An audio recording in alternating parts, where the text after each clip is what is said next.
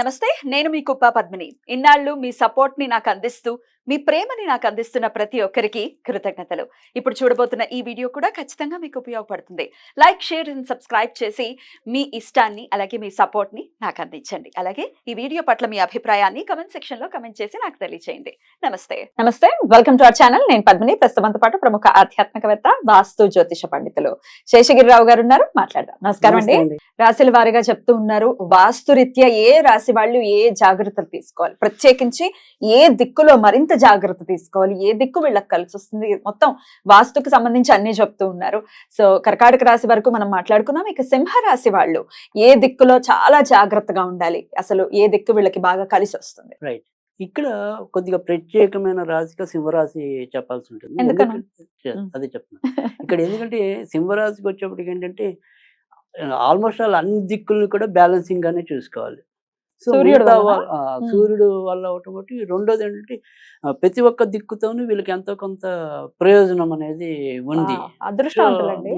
కానీ అదృష్టంతో పాటు మనం ఏమాత్రం అజాగ్రత్తగా ఉన్నా కూడా లాస్ అయ్యేది వీళ్ళు. సో అంటే ఈ 4 దిక్కుల్ని మనము సమతుల్యంగా చూడవలసిన రాశి ఏదైనా ఉంది అంటే నా అబ్జర్వేషన్ అంతవరకు అది ఓన్లీ సింహరాశి. బ్యూటిఫుల్. ఎందుకని అంటే గనక ఇక్కడికి వచ్చేప్పటికి ఏంటంటే మనం ఉత్తరం తీసుకున్నామంటే ఈయనకి అది సంపద లాభస్థానం అవుతుంది, సంపద స్థానం అవుతుంది. తర్వాత వచ్చేప్పటికి మనం దక్షిణం తీసుకుంటే గనక అది ఆయనకి అదృష్ట స్థానం అవుతుంది, మరి గృహస్థానం అవుతుంది. తర్వాత వచ్చేప్పటికి మనకి మిగతాది తూర్పు అంటే అసలు ఆయన ఓన్ తూర్పు. పడమర అనేది భారీగా బాగుండాలి అంటే గనక పడమర కావాలి. అందుకని కొద్దిగా ఎలా చూసినప్పటికీ కూడా చాలా బ్యాలెన్సింగ్ గా వ్యవహరించవలసింది ఏదైనా ఉంది అంటే కనుక అది ఖచ్చితంగా సింహరాశి ఉంటుంది.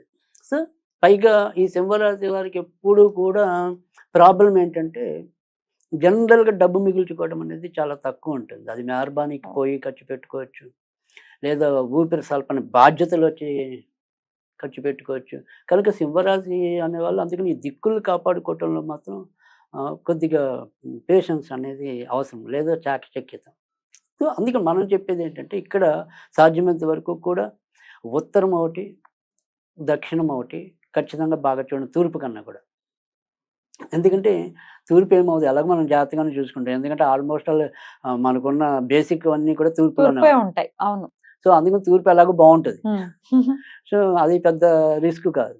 సో ఇక్కడ మరి పడమర అనేది ఉంది కదా, ఈ పడమరలో నైరుతిలోనే ఎక్కువ వచ్చేలాగా చూడండి. తర్వాత మళ్ళీ వాయువులో కూడా మీరేం భయపడక్కర్లా. పడమరకి 2 దిక్కులు ఉంటాయి కదా, పడమర వాయువు ఉంది, పడమర ఇది నైరుతి వస్తుంది. సో అందుకని నైరుతిలో కానీ వాయువులో కానీ బరువులు పెట్టుకోండి, ఖర్చులు ఆగుతాయి. వాయువులో మీరు బరువులు పెడితే కనుక ఖర్చులు ఆగుతాయి.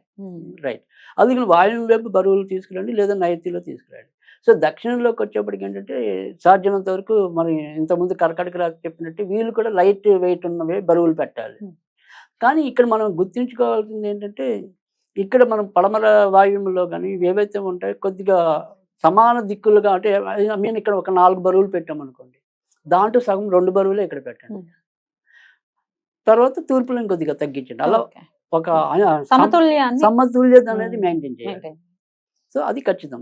తర్వాత రెండోది వచ్చేప్పటికి ఏంటంటే ఈ సింహరాశి ఆడవాళ్ళు ఎవరైతే ఉంటారో, అంటే ఐ మీన్ ఆడవాళ్ళు అయితే వాళ్ళే స్వయం అనుకోండి, లేదు భర్త ఉంటారు కదా సింహరాశి ఆడవాళ్ళు, అంటే పెళ్లి చేసుకున్న వాళ్ళు ఎవరైతే ఉంటారో వాళ్ళ భార్యలు, సింహరాశిలో పుట్టిన మగవాళ్ళ భార్యలు, వాళ్ళు ఎప్పుడు కూడా స్టవ్లో పాలు పొంగించకూడదు. అంటే మనం గృహప్రవేశాలప్పుడు పాలు పొంగించడం సహజం, అది ఓకే, అంతవరకు మనం యాక్సెప్ట్ చేయొచ్చు. పాలు పొంగకూడదు. పాలు పొంగిన కొద్దీ వీళ్ళ సంపద తరిగిపోతుంది. సో సింహరాశి ఆడవాళ్ళు ఒకవేళ సింహరాశి స్వయంగా ఆడవాళ్ళు ఎలాగో అయితే ఓకే, కానీ సింహరాశి మగవాళ్ళు ఎవరినైతే చేసుకున్న ఆడవాళ్ళు ఉంటారో వాళ్ళు కూడా పొంగించుకోరు. వాళ్ళు కూడా అదే అంటున్నాను.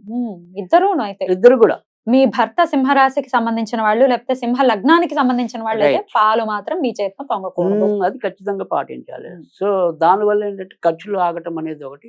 తర్వాత వీరి యొక్క వృత్తి ఉద్యోగాల్లో అప్ అండ్ డౌన్స్ లేకుండా ఉండటం అనేది కూడా ఒకటి ఉంటుంది. అంటే సింహరాశి ఒకటి కొద్దిగా పైకి ఎదుగుతూ ఉంటుంది, జారిపోతూ ఉంటుంది, పైకి ఎదుగుతూ ఉంటుంది, జారిపోతూ ఉంటుంది. సో ఎప్పుడు కూడా మళ్ళీ 0 నుంచి బిగిన్ అయ్యి మళ్ళీ పైకి వస్తున్న మూమెంట్లో మళ్ళీ ఆగుతూ ఉంటారు, మళ్ళీ పడుతూ ఉంటారు. అలా ఉంటుంది ఎక్కువ శాతం, ఎక్కువ మంది జాతకాలు. సో అందుకని ఈ అప్ అండ్ డౌన్స్ అనేది ఎక్కువ లేకుండా ఉండడానికి కూడా ఇది ఎక్కువ వీళ్ళకి ఉపయోగం. పాలు అనేది. తర్వాత రెండోది ఏంటంటే వీళ్ళు వచ్చేప్పటికి ఏంటంటే దక్షిణలో కనుక ఎట్టి పరిస్థితుల్లో ఒక సింధూరం కలర్ ఆంజనేయ స్వామి బొమ్మ పెడితే కనుక చాలా ఉపయోగం ఉంటుంది. సో ఆర్థికంగా ఎదుగుదల రావటం అనేది. సరే ఇప్పుడు మనం ఒక దేవుణ్ణి విశ్వసించలేదు అనుకోండి, అప్పుడు ఈ ఆంజనేయుడి బదులు మనం ఏం పెట్టాలి అనేది ఉంటుంది కదా, కొంతమందికి రావచ్చు ఆ వేరే డౌట్ వేరే అనేది. మతస్థులు వేరే ఉన్నారు. మరి మతస్థులు వాళ్ళేంటి? ఉంటారు. వాళ్ళు ఏం చేయాలి అనేది. సో మీకు గనక అవకాశం ఉంటే గనక మీ ఇంట్లో ఈ ఎర్ర ఆకులతో కూడిన క్రోటన్ మొక్కలు ఉంటాయి, క్రాటన్, అవును. లేదా ఎర్ర పూలు పూసేవి ఉంటాయి. ఉమ్. అలాంటివి మీరు ఖచ్చితంగా మీ యొక్క వాకిట్లో కానీ లేదా వెనక ఎక్కడ వీలుంటే అక్కడ అది దక్షిణలో పెట్టండి. ఇప్పుడు రోజా పువ్వులు పెట్టుకోవచ్చండి? ఎరుపు రెడ్ పువ్వు రెడ్ ఉండాలి. Right. సో అలాంటివి కూడా పెంచవచ్చు. అలాంటివి చేసినా కూడా ఖచ్చితంగా కొన్ని మంచి మార్పులు అయితే రావటం అనేది ఉంటుంది. తర్వాత వచ్చేప్పటికి ఏంటంటే ఇక్కడ ఇందాక మనం చెప్పుకున్న ఈ ఉత్తరం అనేది కూడా వీళ్ళకి చాలా ఇంపార్టెంట్. సో కనుక ఇంటికి ఏదైనప్పటికీ కూడా ఈ గ్రీన్ కలర్ అనేది ఒకటి వీళ్ళకి చాలా ఎక్కువ ఉపయోగపడటం అనేది ఉంటుంది. తర్వాత థిక్ బ్లూ కాకుండా లైట్ బ్లూ, ఈ లైట్ బ్లూ వాడటం వల్ల కూడా భార్యాభర్తల మధ్య సఖ్యత పెరగటం అనేది ఒకటి ఉంటుంది. తర్వాత ఇంట్లో సాధ్యమైనంత వరకు కూడా ఈ బల్బు అనేది కూడా సాధ్యమైనంత వరకు గ్రీన్ కలర్ లో ఉంటే కనుక ఇంకా ఎక్కువ లాభం అనేది ఉంటుంది. అంటే bed lights. Night blight night lamps ఇలాంటివి ఏమైనా కానీ గ్రీన్ కలర్ వాడితే కనుక ఎక్కువ ప్రయోజనం అనేది కూడా ఎక్కువ గ్రీన్ కలర్ ని ఇంకల్కేట్ చేసుకోవాలి మన Right. వీళ్ళ లైఫ్ లో. రియల్ లైఫ్ లో. తర్వాత ఇక్కడ ఒకవేళ మనం ఇందాక చెప్పుకున్నట్టుగా ఏంటంటే ఇలా దేవుళ్ళు కాదు, ఇలా ఓకే మొక్కలు అనేది ఒక సూక్ష్మమైన పద్ధతి. కలర్ కూడా మీరు బల్బ్స్ కూడా అదే చెప్పారు బల్బులు ఎవరైనా. చెప్పాము, ఇంటికి వేసే రంగులు కూడా Yeah. మనం చెప్తున్నాం. Yeah. సరే వీటితో పాటు ఇంకేదైనా సరే ఇప్పుడు మనం అంటే ఒక్కోసారి కొంతమందికి ఇలా ఏదైనా సరే మనం ఏనుగుల బొమ్మలని ఇలా గుర్రాల బొమ్మలని చెప్తున్నాం. ఇలాంటివి ఒకటి మనం చెప్తున్నాం. ఇలా వీళ్ళు కనుక అయితే కనుక మీరు కనుక అబ్జర్వ్ చేస్తే ఒక మనిషి ఇలా ఈట పెట్టుకున్న బొమ్మలు మీరు కనుక చూస్తే కనుక ఉంటాయి. లేపాక్షి ఇలాంటి వాటిలో అయితే మీకు ఉంటాయి. కనపరుస్తాయి. అవును. సో ఖచ్చితంగా అలాంటి బొమ్మ మీకైతే కనుక ఖచ్చితంగా ఎంతో కొంత లాభాన్ని తీసుకురావటం అంటే ఒక అనేది. సోల్జర్ లాగా ఉండి Soldier, ఇట్లా soldiers పెట్టుకున్నా. అంటారు. అది అలాంటి బొమ్మ అయితే కనుక మీకు ఖచ్చితంగా ఉపయోగపడటం అనేది ఉంటుంది. అది తూర్పులో పెట్టాలి.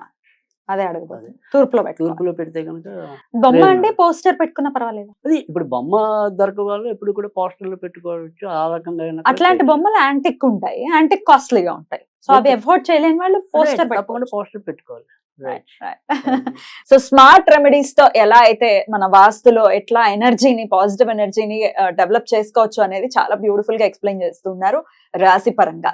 అద్భుతం అండి. సింహరాశి వాళ్ళు తూర్పు ఏమిటి అన్ని దిక్కులు వాళ్ళకి చాలా చాలా సమతుల్యంగా ఉండాలి కాబట్టి Right. జాగ్రత్త వహిస్తూ సింహరాశి వాళ్ళకి థ్యాంక్ యూ సో మచ్ అండి. నమస్తే.